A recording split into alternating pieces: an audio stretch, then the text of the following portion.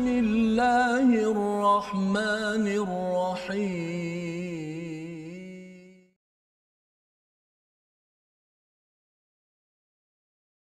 أعوذ بالله من الشيطان الرجيم. بسم الله الرحمن الرحيم. الحمد لله رب العالمين. الرحمن الرحيم. مالك يوم الدين. إياك نعبد وإياك نستعين. اهدنا الصراط المستقيم. صراط الذين أنعمت عليهم غير المغضوب عليهم ولا الضالين.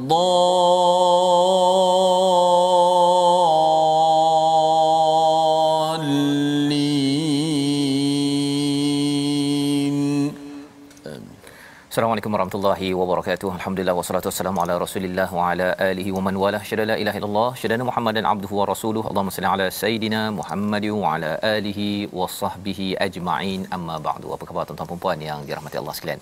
Kita bersyukur pada Allah Subhanahu wa taala pada hari ini kita meneruskan sesi ulang kaji kita pada juz yang ketiga, dan alhamdulillah semalam sudah pun selesai kita melihat kembali kepada 10 halaman daripada juz yang kedua pada halaman sehingga halaman 41, dan pada hari ini insya-Allah kita akan meneruskan bersama dengan Ustaz Tirmizi Ali. Apa khabar Ustaz? Alhamdulillah. Alhamdulillah saatnya kita nak masuk ke juz yang ketiga pada hari ini, ya. Dan juz yang kedua memang mencabar sedikit kerana ada banyak bercakap tentang hubungan konflik dalam keluarga, ya. Sebagai panduan, Allah membekalkan perkara ini lantaran ada pengurusan harta dan ada pengurusan keluarga, ya, yang dibekalkan dan konsisten sepanjang al-Quran. Kerana dua perkara ini kalau dapat kita selesaikan dengan panduan daripada wahyu, insya-Allah kita akan menjadi orang yang sentiasa fi sabilillah, dan insya-Allah kita dapat bertemu, mendapat rahmat Allah di dunia dan juga sampai di akhirat. Dan inilah yang kita ingin lihat pada hari ini, bermula halaman 42 hingga halaman 51 10 muka surat, dan insya-Allah besok kita sambung lagi bahagian kedua juz yang ketiga. Jadi pada hari ini kita akan melihat kepada halaman 42, apakah permulaannya. Tilkar rusul, auzubillahi minasyaitonir rajim. Tilkar rusul, iaitu rasul-rasul itu kami lebihkan, faddalna ba'dahum ala ba'd, ya. Bila Allah menggunakan perkataan faddalna, itu maksudnya Allah beri kurniaan, tetapi itu bukan maksudnya yang seorang lebih mulia daripada seorang yang lain. Mereka itu semuanya perlu diimani dengan sebenar-benarnya. Ada yang boleh bercakap dengan Allah, ada yang dinaikkan darajatnya, ya, dapat mukjizat ini dan itu. Yang pentingnya ialah apa? Semua itu adalah mengikut kehendak Allah Subhanahu Wa Taala. Kita sebagai hamba beriman dan mengikut kepada pesuruh Allah yang menyampaikan mesej. Ar-Rasul itu bermaksud adalah utusan yang membawa surat, ya, risalah daripada Allah Subhanahu Wa Taala. Jadi bila risalah itu daripada raja, kita akan rasa amat rasa bertuah, ya. Apatah lagi kalau katakan surat ini datang daripada Allah, kita rasa amat dimuliakan. Syaratnya apa? Kita betul-betul mengikut kepada risalah yang dibawakan oleh Allah Subhanahu Wa Taala. Dan inilah program My Quran Time yang kita ulang kaji ini. Kita nak melihat betul tak kita faham risalah daripada Allah ini. Dan sudah tentunya bila kita dah faham, dalam ayat 254 Allah menyuruh kepada kita untuk berinfak. Jadi sama-sama Ustaz kita mulakan pada ayat 254 ini untuk sama-sama kita melihat seruan Allah kepada orang beriman bila kena infak. Sama Ustaz Tirmizi. Baik, alhamdulillah, terima kasih kepada Ustaz Fazrul. Penonton-penonton, sahabat Al-Quran, Ahlul Quran, mudah-mudahan kita sentiasa diberi kesihatan dan peluang serta kesempatan untuk terus kita mendalami ilmu kalam Allah Subhanahu Wa Taala ini, juga sebagai persediaan kita nak bertemu dengan bulan yang mulia, bulan Ramadan al-Mubarak. Kerana Ramadan itu dia mampu mengubah manusia ke arah ketakwaan kepada Allah Subhanahu Wa Taala dan menjadi insan yang tinggi nilainya di sisi Allah Subhanahu Wa Taala. Alhamdulillah, juga sebagai pada kita masuk bulan Syaban ni, nak bertemu dengan Ramadan al-Mubarak ni, dan antara bila sebut Ramadan kita tak boleh pisahkan lagi dengan Al-Quran. Maka ini juga rutin harian kita yang biasa kita teruskan, kita ulang kaji, juga kita nak menjadi persediaan untuk kita bertemu Ramadan insya-Allah. Baik. 254. Auzubillahi minasyaitanir rajim. Ya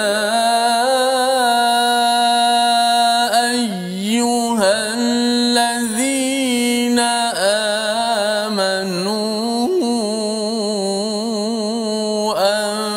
anfiqu mimma razaqnakum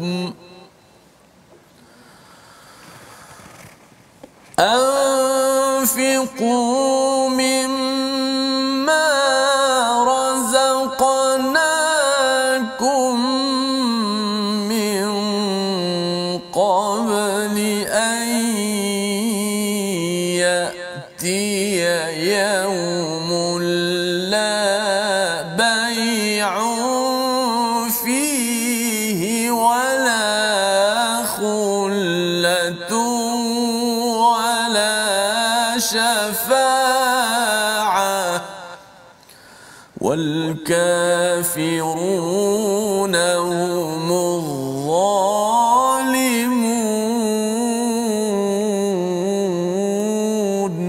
صدق الله. Surah Al-Azim, wahai orang-orang yang beriman, sedekahlah sebahagian daripada rezeki yang telah kami berikan kepadamu sebelum datangnya hari ketika tiada lagi jual beli, tiada lagi persahabatan dan tiada lagi syafaat. Orang-orang kafir itulah orang-orang yang zalim. Ya, jadi ini adalah permulaan ulang kaji kita, Ustaz ya.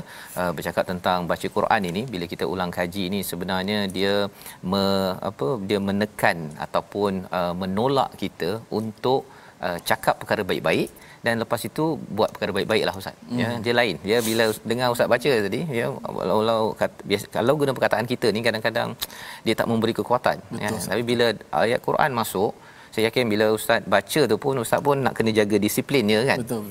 Itu untuk diri sendiri dan juga orang yang mendengarnya pun, ya, barakah daripada Al-Quran Ustaz ya. Jadi dalam ayat ini bila Allah kata wahai orang-orang beriman anfiqu, daripada kita hari ni rasa macam tak nak derma, kena tengok balik dah derma ke belum. Kan.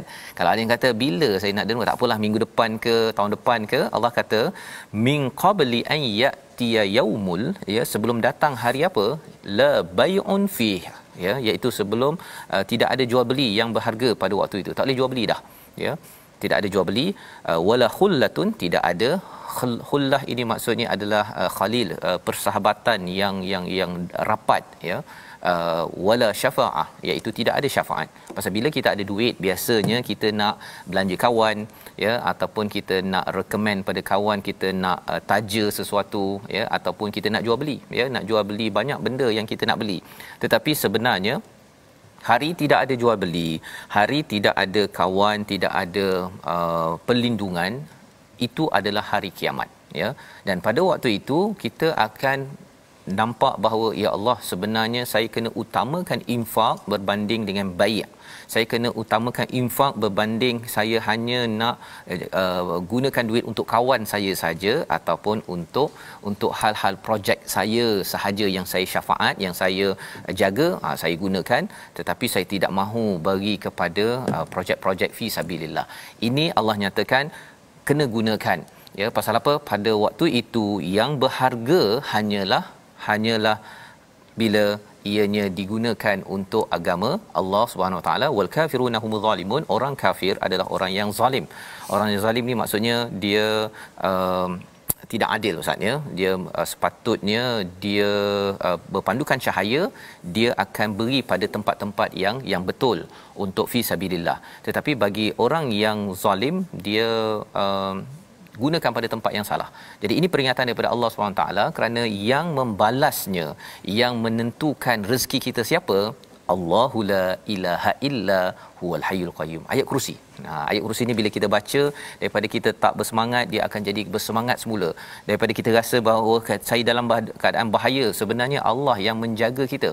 Ya, Allah menjaga kita. Allah dah jaga dah alam ini beratus ribu ataupun beribu-ribu tahun ini, mudah sangat untuk menjaga kita. Jadi ini antara isi daripada halaman 42.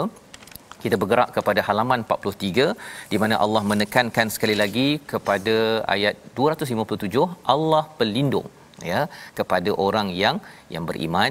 Allah akan pastikan kalau ada kegelapan-kegelapan, Allah keluarkan. Ada masalah-masalah blur, tak pasti, tak jelas, Allah keluarkan kepada cahaya. Janji Allah sebagaimana dalam ayat 257. Jom kita baca bersama Ustaz Tirmizi. A'udzubillahi minasyaitonirrajim. Allahu waliyyul ladzina amanu yukhrijuhum minadh dhulumati ilan nur walladzina kafaru awliya'uhumut taghut yukhrijunahum minan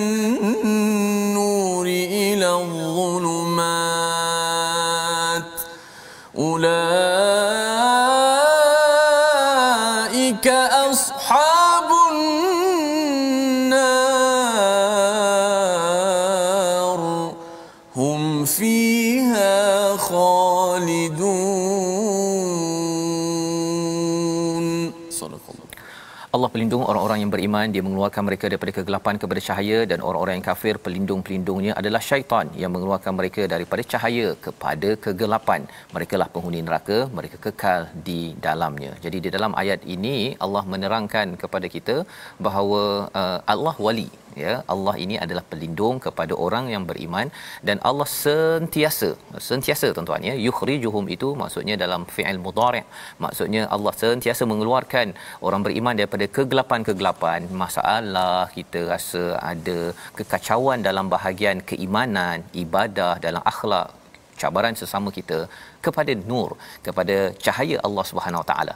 Tetapi bagi orang yang kafir, dia dah dapat cahaya, dah diajak kepada cahaya, tetapi dia tidak mahu beriman. Apa kata Allah? Wallazina kafaru awliya'uhumut taghut, ya, iaitu orang-orang yang kafir pelindung-pelindungnya adalah siapa? Adalah taghut, iaitu syaitan itu sendiri. Syaitan boleh datang dalam bentuk manusia, boleh datang dalam bentuk jin, itu digelar taghut. Yukhrijunahum, ya, apakah yang dibuat oleh taghut ini? Dia akan pastikan keluar daripada cahaya-cahaya kepada kegelapan. Dah nampak kebenaran, tetapi akan dibawa kepada kezaliman, dibawa kepada kehancuran, dosa. Itu semua adalah zulumat. Ulaika ashabun nar, Allah kata bahawa mereka kekal di dalam ashabun nar, itu menjadi ahli neraka. Dan ini peringatan untuk kita bahawa membina iman ini salah satunya dengan membaca Al-Quran, kita akan terarah, ya. Kita dijanji oleh Allah apa? Allah akan keluarkan kita. Syaratnya ialah kita selalu berpegang kepada nur Allah, dan nur Allah ini adalah Al-Quran yang kita baca. Itu sebabnya Ustaz ya, bila kita baca Quran ni, daripada tak semangat, rasa macam tak fokus apa sebagainya, zap, Allah bawa akan balik, ya. Dan tidak mungkin. Itu sebabnya salah satu cabaran nak baca Quran ni ialah syaitan. Jadi kena baca a'udzubillahi minasyaitonirrajim. Penting sangat. Dan dibawakan kisah Nabi Ibrahim tentang keimanan kepada Allah. Mengapa penting? Salah satunya dijelaskan pada ayat 260 pada halaman 44, kisah yang ada kaitan dengan infak. Keesaan, keimanan pada Esa Allah itu ada kaitan dengan infak. Apa kaitannya? Kita baca dahulu ayat 260, kisah Nabi Ibrahim. Sama Ustaz Tirmizi. Baik. A'udzubillahi minasyaitonirrajim. وَإِذْ قَالَ إِبْرَاهِيمُ رَبِّ أَرِنِي كَيْفَ تُحْيِي الْمَوْتَى قَالَ أَوَلَمْ تُؤْمِنْ قَالَ بَلَى وَلَكِنْ لِيَطْمَئِنَّ قَلْبِي قَالَ فَخُذْ أَرْبَعَةً مِنَ الطَّيْرِ فَصُرْهُنَّ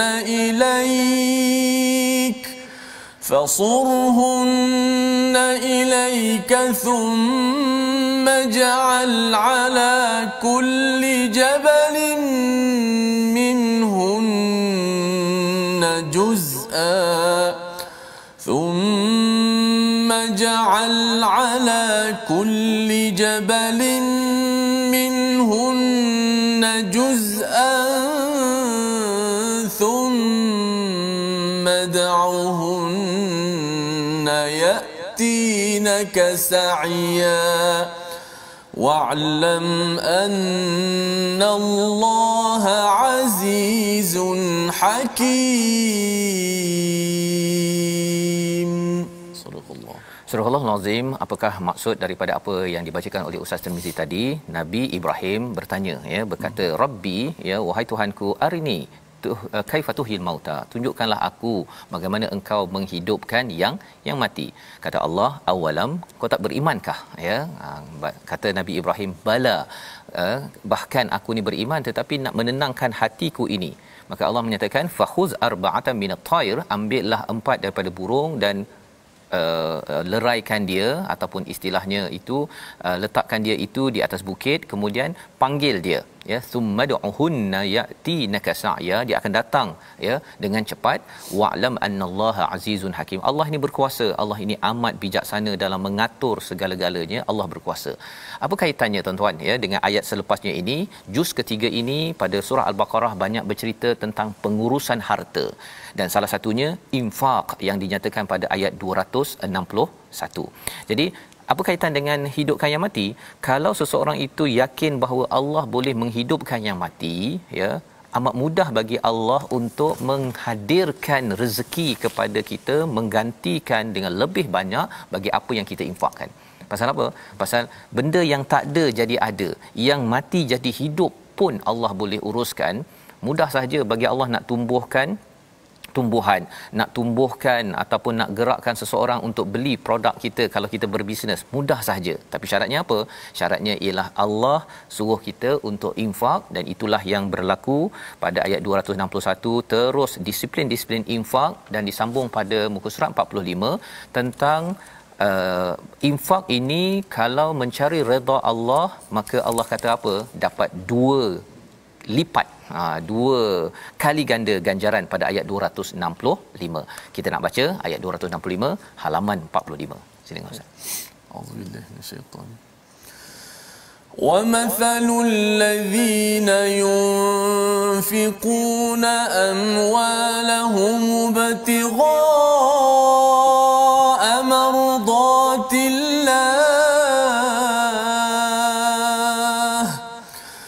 ومثل الذين ينفقون أموالهم ابتغاء مرضات الله وتثبيتا من أنفسهم كمثل جنة بربوة أصابها وابل فآتت أكلها ضعفين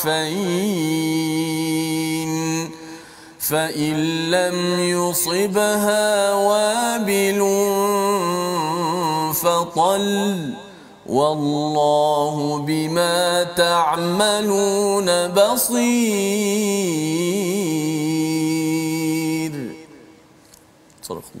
Dan perumpamaan bagi orang yang mendermakan hartanya untuk mencari redha Allah dan untuk meneguhkan jiwa mereka. Ini pada ayat 265, cara infak untuk mencari redha Allah dan juga meneguhkan diri mereka. Apa maksudnya? Apa maksud meneguhkan diri? Kerana ingin menguatkan diri dan untuk mencari redha Allah. Ya, pada ayat 261 Allah kata bahawa akan diberi ganjaran 700 kali ganda, ya, 7 kali 100, 700. Tetapi di sini Allah menyatakan ganjarannya adalah birabwatin, ataupun istilahnya di'fain, 2 kali hasil daripada sesebuah kebun. Berbanding dengan ayat 261, 700 kali biji benih. Apa bezanya? Bezanya di sini terus dapat hasil, tuan-tuan. Macam mana kita nak dapat hasil tersebut, ya, ganjaran daripada Allah itu bila kita buat infak itu adalah mencari redha Allah, dan kita memang meneguhkan diri bukan sekali sahaja, tapi kita berkali-kali sesuatu projek itu berjaya, ya, untuk fi sabilillah. Dan bila ia dah berjaya, apa kesannya? Walaupun tuan-tuan mungkin derma sedikit selepas dah siap projek tersebut, dia tetap juga seperti di tanaman tanah tinggi. Hujan sikit dia dapat hasil yang bagus, hujan banyak hasilnya bagus, dan inilah yang perlu kita kejar, ya, iaitu memastikan bahawa kita infak sampai projek itu jadi. Memang perlukan kepada keteguhan. Pasal apa? Kadang-kadang mungkin kita nak guna untuk beli benda lain, tetapi kita terus derma sampai projek siap. Wallahu bima ta'maluna basir. Allah pasti lihat projek tersebut, Allah pasti lihat kepada kita kerana terlibat dalam aktiviti fi sabilillah. Itu sebabnya di dalam halaman 46 Allah sambung lagi tentang infak ini. Allah kata pada ayat 271, dengan infak, ya, wa yukaffir ankum min sayyiatikum, ya, Allah akan hapuskan segala dosa-dosa kecil kita, ya. Dan inilah antara fadilat bila kita nak mendapat keampunan Allah, infak. Dan ini disampaikan pada juz yang ketiga, dan insya-Allah kita nak menyambung pada halaman 47 sebentar lagi, tapi kita berehat sebentar. Kita kembali semula dalam My Quran Time, baca faham amal, insya-Allah.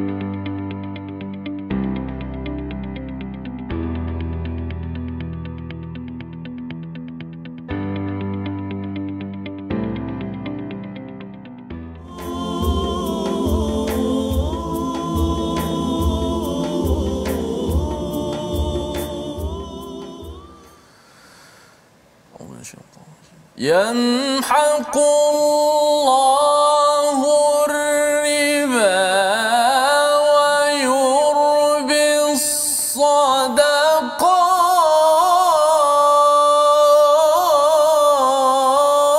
الصدقات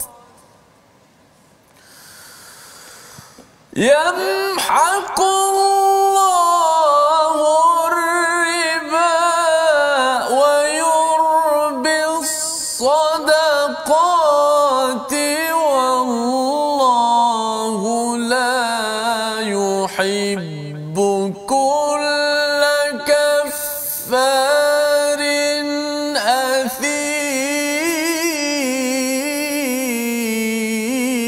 أثيم صدق الله. Allah memusnahkan riba dan menyuburkan sedekah.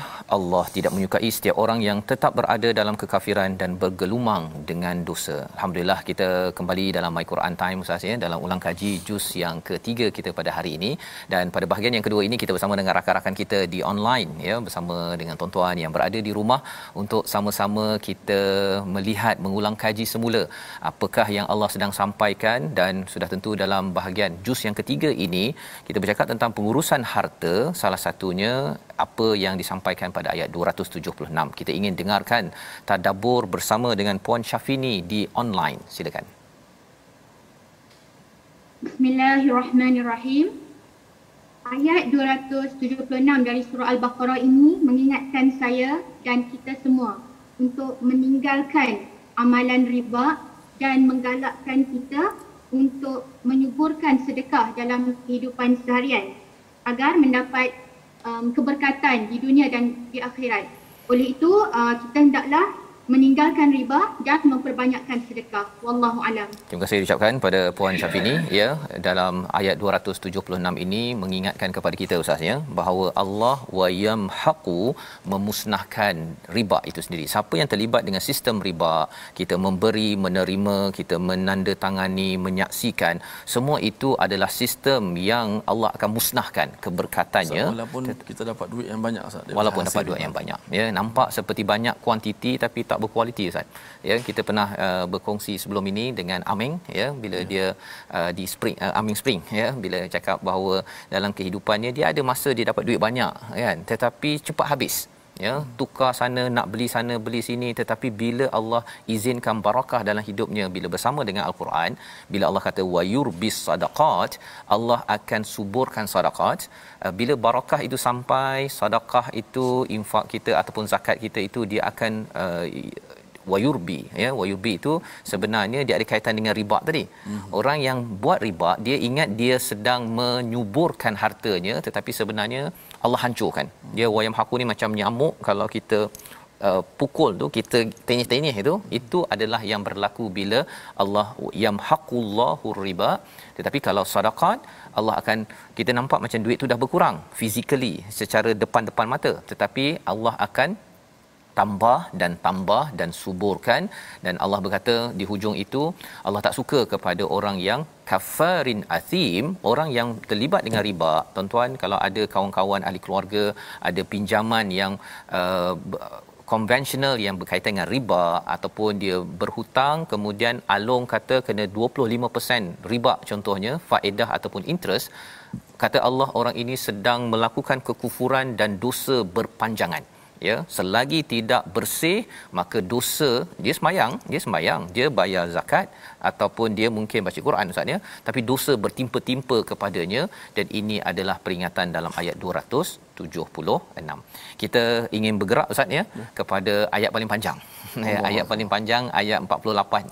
Kali ini Ustaz tak payah baca, saya nak dengar terus je tadabbur daripada Ustazah Amirah di online. Ayat paling panjang 282 halaman 48 yang bermula dengan ya ayyuhallazina amanu, wahai orang-orang beriman. Apakah tadabbur mesej dalam ayat ini? Silakan Ustazah Amirah online. Bismillahirrahmanirrahim.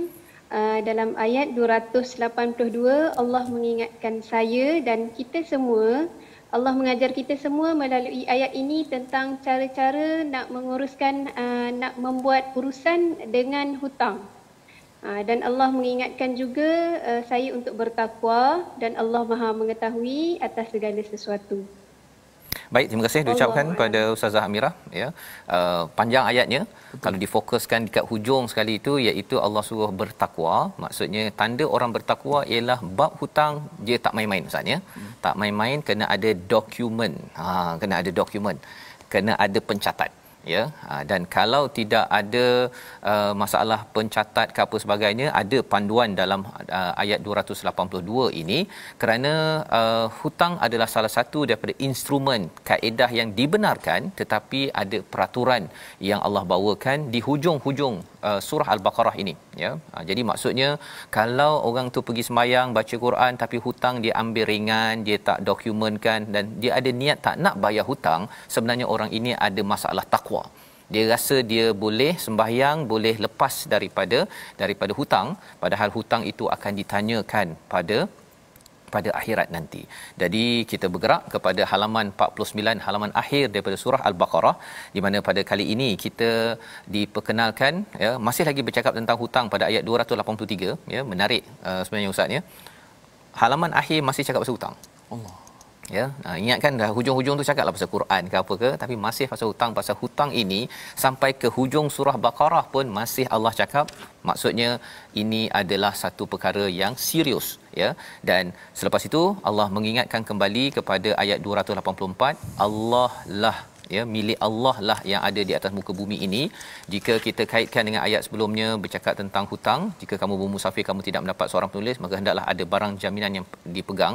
Maksudnya orang yang berhutang ini dia kena ingat bahawa dia ada Allah. Allah boleh bantu dia dengan syarat niatnya untuk bayar hutang. Dan bagi orang yang memberi hutang ya, diuruskan dengan baik, tetapi yang pastinya orang yang berhutang itu jangan menyembunyikan asy-syahadah. Apa maksudnya? Kita baca dahulu ayat 283 bersama Ustaz Tir. Auzubillahi minasyaitanir rajim. Wa in kuntum ala safarin wa lam tajidu katiban farihanun maqbudah فإن أمن بعضكم بعضا فليؤد الذي اؤتمن أمانته وليتق الله ربه ولا تكتموا الشهادة ومن يكتمها فإنه آثم قلبه والله بما تعملون عليم. Surah Al-Azim. Jadi ini peringatan daripada Allah, jika kamu bermusafir dan kamu tidak mendapatkan seorang penulis, hendaklah ada barang jaminan. Tetapi jika percaya, jika percaya, orang yang dipercayai itu perlulah menunaikan amanah, istilahnya fal yu'addil ladzi tumina amanatahu. Apakah amanah? Hutang, Jadi hutang ini adalah amanah, dan bertakwalah kepada Allah Subhanahu Wa Taala. Sekali lagi, hutang yang ditunaikan adalah tanda takwa. Kalau kita masih lagi ada hutang dengan kawan, hari ini tuan-tuannya kita kena semak balik, kena cari balik kawan tersebut. Kalau susah sangat, kita harapkan kita banyakkan derma, infak untuk memastikan hutang kita itu ditunaikan, Allah ampunkan kesilapan kita. Yang bercakap tentang kesilapan kita ini, ayat 286 Allah menyatakan la yukallifullahu nafsan illa wus'aha. Allah tidak membebani seseorang melainkan sesuai dengan kemampuannya. Dia mendapat pahala daripada kebaikan yang dilakukan, dan dia mendapat siksaan daripada kejahatan yang dilakukan, dengan doa yang dinyatakan Rabbana la tu'akhizna in nasina aw akhtana, sampai hujung ayat 286. Kita baca dahulu Ustaz, dan kemudian kita kongsilah. Ustaz nak tadabbur boleh, saya tadabbur tak apa, sama-sama kita. Silakan Ustaz, ayat 286. InsyaAllah ayat 286 ni ayat selalu kita baca.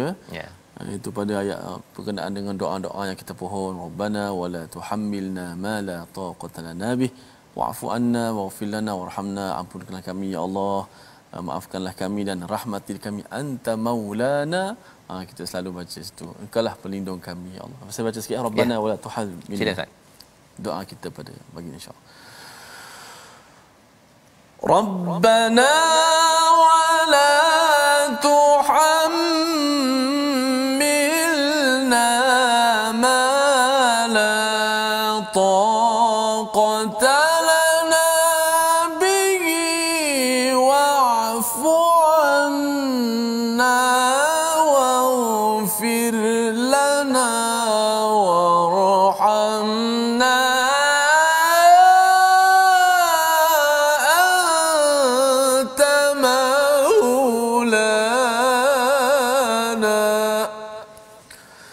أنت مولانا أنت مولانا فانصرنا على القوم الكافرين.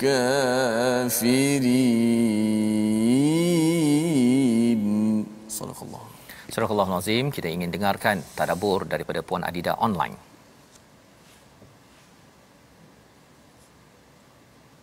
Bismillahirrahmanirrahim. Ayat 286 surah Al-Baqarah. Allah tidak membebani seseorang melainkan sesuai dengan kemampuannya. Dia mendapat pahala daripada kebaikan yang dilakukannya, dan dia mendapat kesesaan daripada kejahatan yang dilakukan. Ya Tuhan kami, janganlah Engkau hukum kami jika kami lupa atau kami melakukan kesalahan.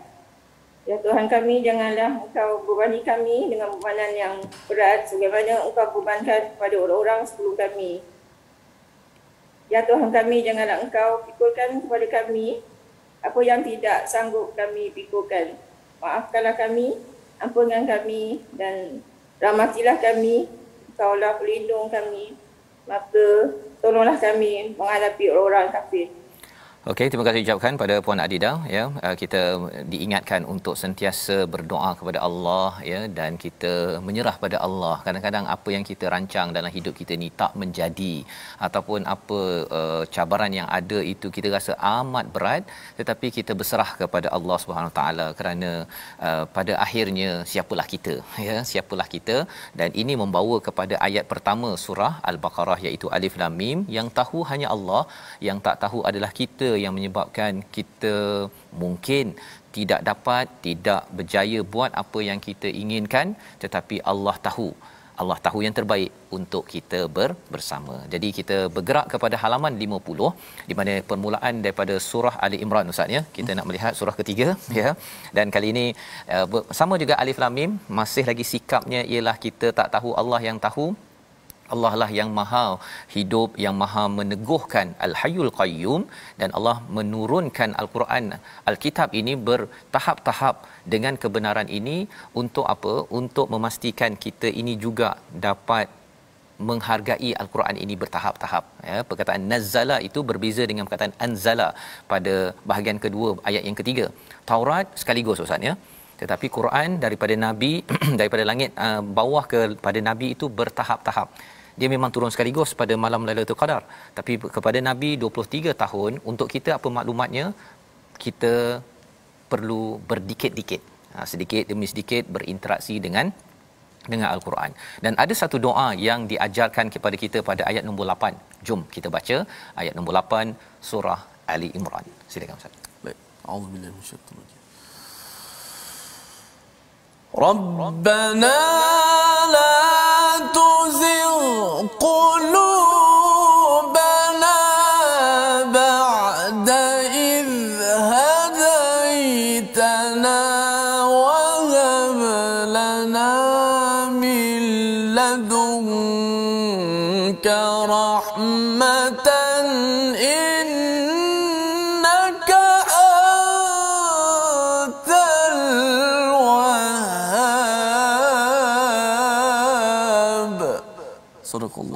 Sadaqallahul azim. Orang ulul albab itu berdoa, Rabbana la tuzigh qulubana, ya Tuhan kami, janganlah engkau memesongkan hati kami kepada kesesatan setelah engkau berikan petunjuk kepada kami, dan kurniakanlah kepada kami rahmat daripada sisimu, sesungguhnya engkau Maha Pemberi. Kita mendengar tadabbur daripada Puan Salwa online.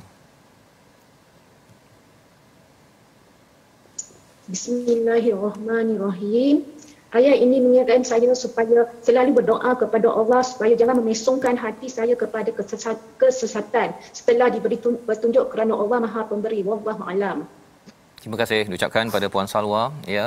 Quran Allah jadikan sebagai sumber hidayah Ustaz ya, dan kita mohon sangat pada Allah, dah kita suka dengan Quran, Allah pimpin kita dengan My Quran Time ini ataupun kelas-kelas lain.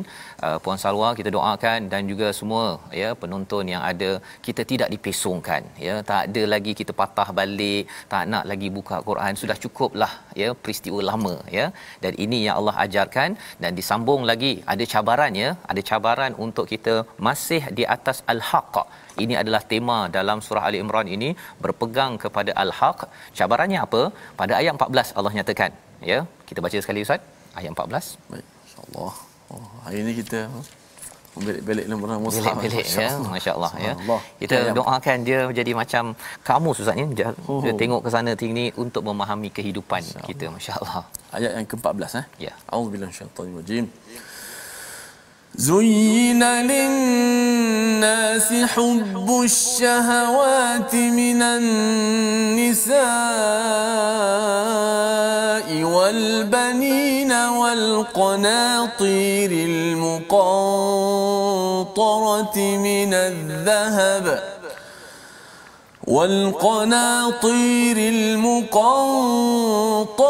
من الذهب والفضة والخيل المسومة والأنعام والحرث ذلك متاع الحياة الدنيا والله عنده حسن المآب.